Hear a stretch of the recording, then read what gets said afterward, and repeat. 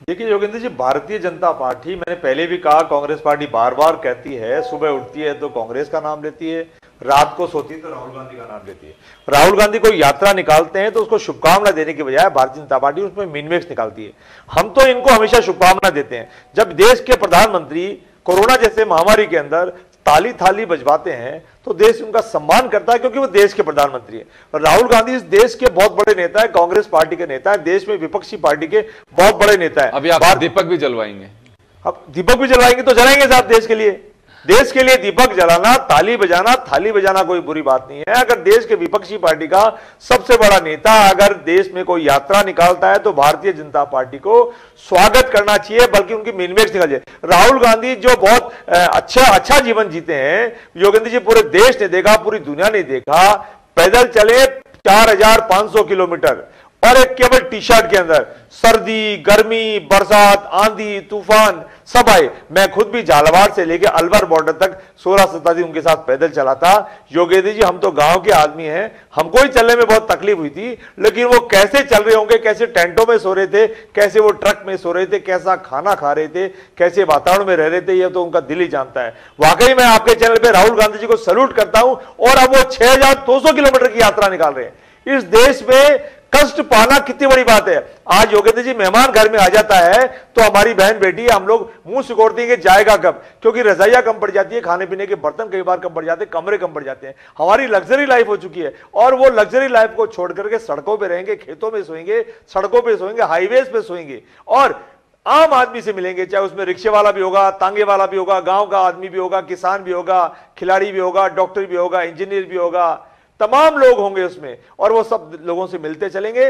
और 6200 किलोमीटर की शानदार यात्रा मणिपुर से लेकर महाराष्ट्र तक होगी। मुझे उम्मीद है यात्रा सफल होगी, यात्रा का मकसद भी सफल होगा और हमारे देश में भारत जोड़ो की यात्रा के बाद जब एक प्यारा सा एक संदेश गया था, इस नवरत्न के बाजार में मोहब्बत की दुकान खोलने चले थे, तो निश्चित तौर पर इस यात्रा का भी मकसद पूरा होगा और देश में एक संदेश जाएगा कि देश में एक ऐसा नेता भी है, देश में एक ऐसा बेटा भी है जिसने अपने पिता को शहीद होते हुए देखा, जिसने अपनी दादी को शहीद होते हुए देखा। भारतीय जनता पार्टी का कोई नेता आज तक शहीद नहीं हुआ, लेकिन हमने इंदिरा गांधी जी को खोया, हमने राजीव जी को खोया और आज उन्हीं का बेटा इस देश की एकता अखंडता के लिए, देश में न्याय के लिए, देश को आगे बढ़ाने के लिए आज पैदल चल रहा है। और योगेंद्र जी, 6200 किलोमीटर बोलने में अजीब सा लग रहा है, बहुत बड़ी यात्रा होगी और सफल यात्रा होगी और निश्चित तौर पे देश हमारा मजबूत होगा, कांग्रेस पार्टी भी मजबूत होगी, देश की एकता अखंडता भी मजबूत होगी और राहुल गांधी जी स्वयं भी मजबूत होंगे। और राहुल गांधी जी के साथ देश का तमाम छोटा बड़ा कांग्रेस का कार्यकर्ता बहुत ज्यादा ताकतवर अपने आप को महसूस कर रहा है। और जब इस यात्रा होगी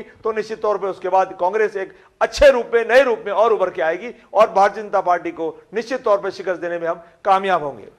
वैसे बीजेपी की ओर से आप शहादत क्यों दिलाना चाहते हैं?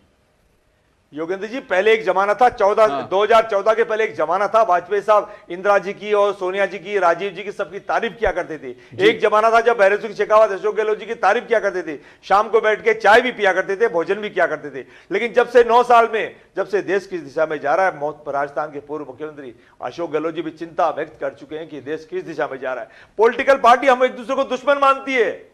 अगर हम पॉलिटिकल पार्टी के अगर विपक्षी पार्टी के घर चले जाएं, अगर उनके साथ चाय पी लें, तो आजकल नफरत के रूप में देखा जाता है, जबकि पहले ऐसी परंपरा नहीं थी। पहले सब लोग मिलते थे, विधानसभा लोकसभा में भी गप्पे शप्पे चलते थे, चाय पीते थे, भैरव सिंह जी भी पीते थे चाय, थड़ियों में बैठ के विपक्षी पार्टियों के साथ बीते थे। और बड़ी चौपड़ में भी रात को रोज पॉलिटिक्स इस तरह की हुआ करती थी कि कांग्रेस और बीजेपी के लोग बैठ के चाय पीते थे, पान खाते थे, गप्पे मारते थे और एक दूसरे को के साथ प्यार मोहब्बत बांटते थे। लेकिन पिछले 2014 के बाद पिछले 9 साल से आपने देखा है, सिर्फ नफरत करो, सिर्फ नफरत करो और सबको, राजनीतिक पार्टियां जितनी भी बीजेपी के खिलाफ चल रही है उन सबको उठाओ, उनकी जांच करो, उनके घपलों की जांच करो और अगर नहीं है तो झूठे साचे कैसे भी केस बना बनू के अंदर डालो और अगर पार्टी में आ जाए तब तो ठीक है, नहीं तुम अंदर डालो। तो ये देश में जो नफरत का जो माहौल बन चुका है, इस पार्टी के लिए हम कहते हैं कि हम फिर भी हम शुभकामनाएं देते हैं। हमारे मुख्यमंत्री जी ने, हमारे प्रदेश अध्यक्ष डोटासरा जी ने भी अभी जो नई हमारी सरकार बनी है उनको शुभकामनाएं दी है। लेकिन भारतीय जनता पार्टी के लोग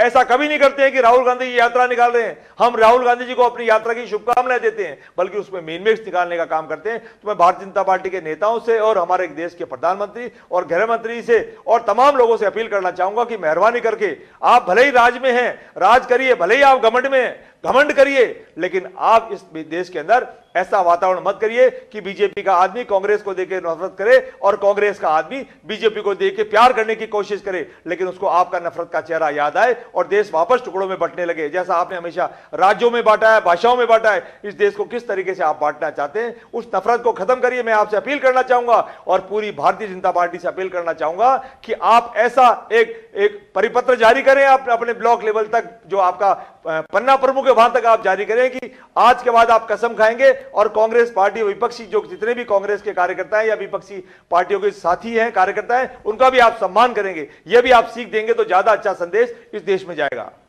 चले, सम्मान तो एक दूसरे का राजनीति में होना ही चाहिए, क्योंकि आइडियोलॉजिकल